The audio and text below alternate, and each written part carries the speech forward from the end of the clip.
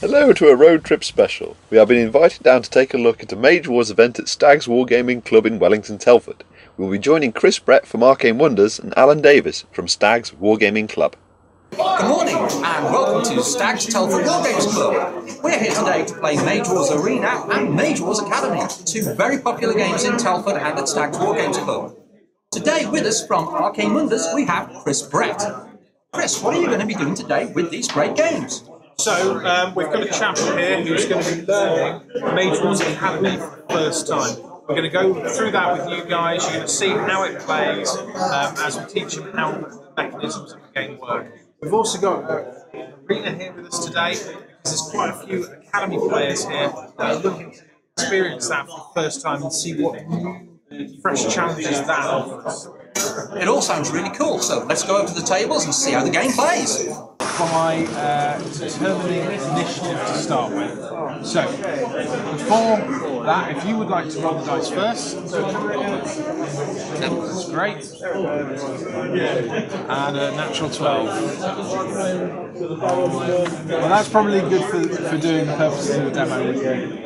The next phase would be to ready any cards, but they're already ready, and then we would go into the channeling of mana. So this is a good time to talk about your mage's stat card. So if you notice on your Beastmaster there, you've got a couple of numbers across the top here. The ones that we're interested in are the last 4 boxes. So you've got a total life value of 24 on yours. So when your damage dial reaches 24, that's your mage knocked out. You have an armor value of 0. Now there are items in your book that will give you more armour to allow you to defend yourself better. And we'll cover that later on. And you have a channeling value of 7 and a starting mana value of 0. I have a starting mana of 3, but I have less health than you. Okay, so we'll now, while we're doing this, we'll now channel our additional mana, so you'll go up to 7 and I'll go up to 10. So here we have 2 different cards, the Lightning Raptor and the Wisp Willow Amulet. Okay. You'll notice both of these cards have some details up here, and then at the bottom they say what they do. So what we're going to look at are the first 2 icons at the top under the name. The number in the purple circle is the mana cost, so that's how much it will cost you to bring it into play. And next to that is either a lightning bolt or an hourglass. What that represents is whether it's a full cast or a quick cast. In this game, when you activate your mage, you can cast either spell, either full or quick. However, your mage has an ace up their sleeve. They have the ability, at any time it's their turn, to fire off a quick spell. Now what this allows you to do is if you've got a creature attacking, you could cast an enchantment to buff it, and that would give it more damage when it attacks. So it allows you just to turn the tables in your favour. So looking through your book, to begin with, for the first round, we want to be looking for 2 spells to cast, and I would recommend looking at a piece of equipment and a creature. Activate my mage, and I'm going to bring in a mana burn. Any creature coming onto the battlefield is going to come in activated. Okay, that's going to cost me 5, so I'll drop down to 5. It's still my turn, so I'm going to quick cast, bring in a piece of equipment. In this case, it's a Wisp Willow Amulet. It's going to cost me 3, so I'm down to 2. The Wisp Willow Amulet has Dissipate 6. So anything with Dissipate would have a Dissipate token go on it, equal to its value. And what this means is in the upkeep phase, it will lose a Dissipate token. That could be because the card expires after a certain time, or in this case, it's every Dissipate token gives me an extra point of mana. Okay? So that is me done. I am all activated. It is over to you.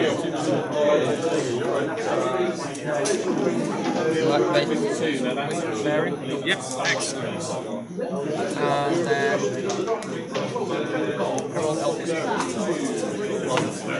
So you just need to adjust your mana down by that 6. Wonderful. So that's the end of the first round. It would then pass the initiative to yourself, and we would reset all our... Now, it's important to just point out a few things. For the first 2 rounds, we don't attack each other. We're not allowed to. It is us readying up for battle. So I'm going to discuss a few other points of cards to look at and a few other things worth looking at. So this round, it is worth bringing in another creature, but it's also worth looking at enchantments. Enchantments are these yellow cards. And these have 2 cast costs. So they have an eyes closed cost and an eye open cost. And what this represents is all enchantments come in for a cost of 2, and they come in hidden, like so. So for 2 mana, an enchantment can come in under a creature area, depending on what it says it targets, and it comes in hidden. At any point, I can pay the additional mana and reveal that card. And what that allows is just a little bit of something hidden that you don't know what's going to happen to change the tables in my favour. So it's worth looking this round and seeing if you can bring out another creature and a enchantment. The other thing worth to mention is because we can't attack with our creatures, there is another action we can take with our creatures. They can activate and go on guard. And what this means is if you were to attack me, my guard would get in the way. Right, here we are then. We're down at Question Night Games now after the very, very good weekend that we've had with Mage Wars and Mage Wars Academy. Both games have been a huge success in the area. We've now got multiple players, a group established, a Facebook group as well, which is Stags Telford Mage Wars. So basically go and check that out and find out when Mage Wars is going to be played in Telford. After a very, very successful weekend, I'm going to get some post-game interviews now with Chris and with one of our local players, Spike. So, over to you, Chris. How did it all go? Yeah, it was really good. Spike's got the hold of the mechanisms of the game really well. It's really simple. Once you've got that under your belt, you can go on and start looking at the different mages and move into the different strategies involved in the game. Yeah, it's certainly easy enough to pick up. It's very, very simple to learn the different types of cards and when you can play them. There's nothing too complicated. It's just the finesse of dealing with the combos. Yeah. And you both played with Academy today. What kind of mages are involved with Academy? So straight out of the core set, I was playing with the wizard. So my wizard was very much working on the mana denial. I was working very much with a combo that every time I forced him to pay for something with mana, I was stealing a bit more mana. So I had that little bit more edge to start bringing in some of my bigger creatures. Because the wizard really focuses on some big creatures rather than yourself, who had lots of small creatures and a couple of big creatures. Yeah, it's quite a different contrast in playstyle compared to the Beastmaster, which you had. Yeah. Playing as the Beastmaster, what would you suggest to Spike to carry on in improving his strategy, as it were? So you're really much an aggro player, and I think the Beastmaster wasn't quite for you because you kept trying to whittle down my creatures. But the thing with Mage Wars is because you've got those 40 points worth of cards, you can still keep putting in more creatures, and it's the kind of like, I think you would suit more the Warlock with coming over and a lot more fire and cursing the creatures and just dealing damage that way. Yeah, that certainly sounds interesting. Yeah, you do seem to have a very direct style of play when you play a lot of other card games. How did you feel this actually went against other card games that you've played? In terms of playing it, it's very easy to pick up. It's much easier to pick up than some of the other card games that I've played that have got lots of rules that have been built up over the course of years, in the case of some of them. But it maintained a lot of diversity in the cards that you can use, so that's nice. I like the contrasting styles between the different characters that you can use, and I enjoyed the idea behind the game, how it all comes together. I think with a little bit of practice, it could be quite an interesting game to play that I could be quite good at, I think. But yeah, you do have a reputation locally for doing really, really well with a lot of card games, because you seem to have that knack of understanding card games very well. Hunting out those combos. Yeah, so we were just wondering how this game, where it's a self-contained game in a box, where you get everything that you need to play, how that suited your style of play, where you're used to having booster packs to buy and things like that with other card games? The reason I actually like self-contained games with expansions with a limited number of cards for each character. And the reason I like that is because it removes, to some extent, money as an issue. It is all about how well you can play and what you can put into your deck. So if you spend a lot of time building a deck, you don't need to spend an excessive amount of money to have access to all the cards for that particular character. Maybe to coin a phrase, you don't need to pay to play. Yeah. Or pay to win. Yeah. I mean, in this day and age, there are so many games out there where the prices are going up.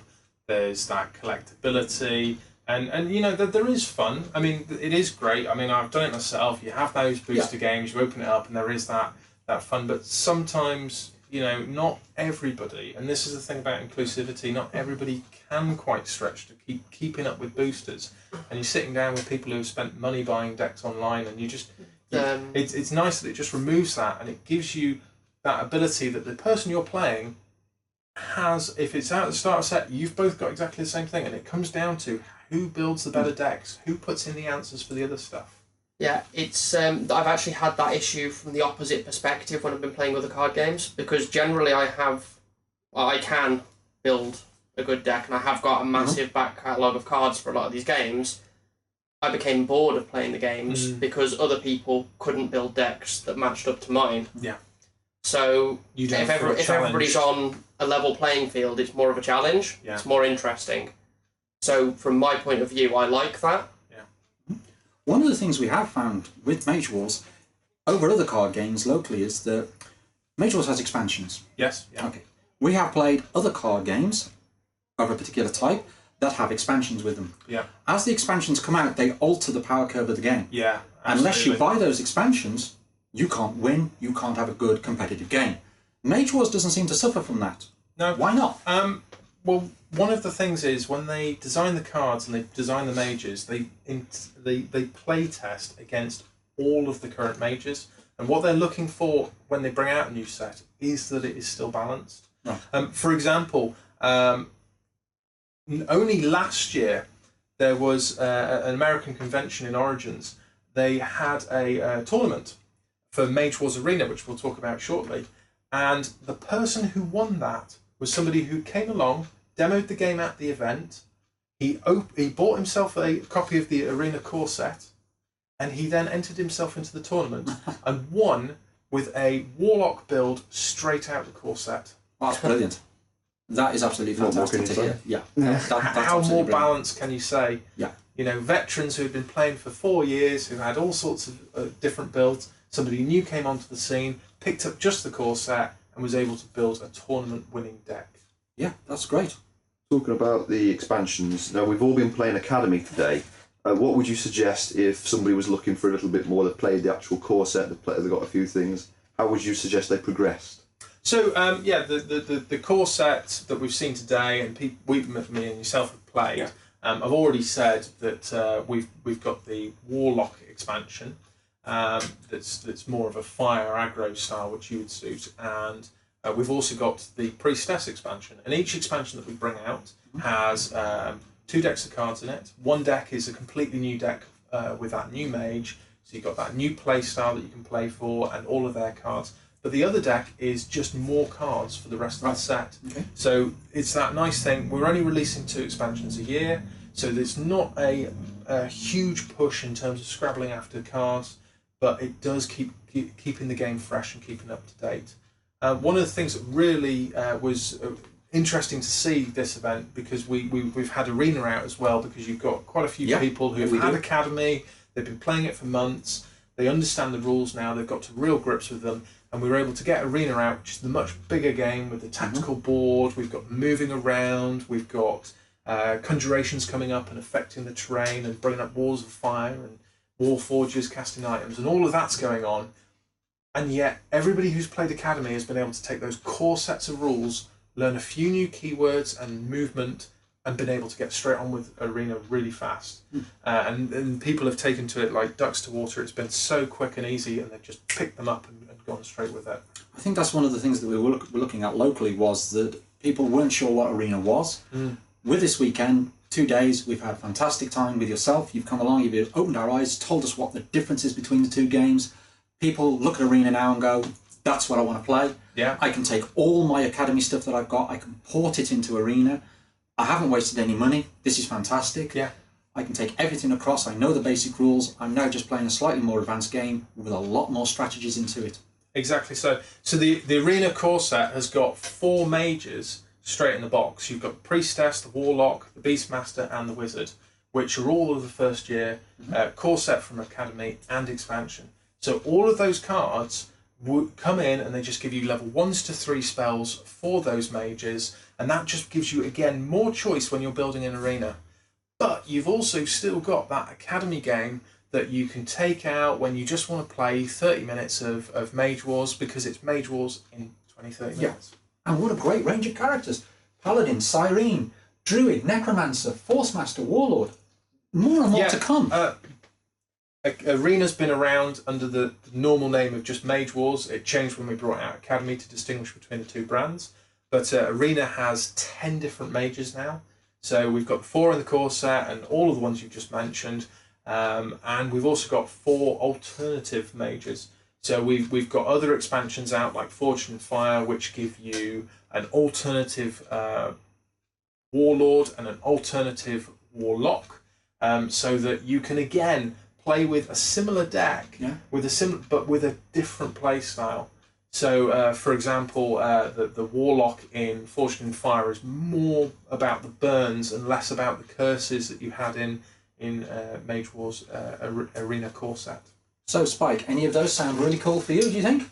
The Warlock one sounds interesting, but I like to experiment with different things, so I was considering possibly buying one of the dual packs, maybe the Druid and the Necromancer.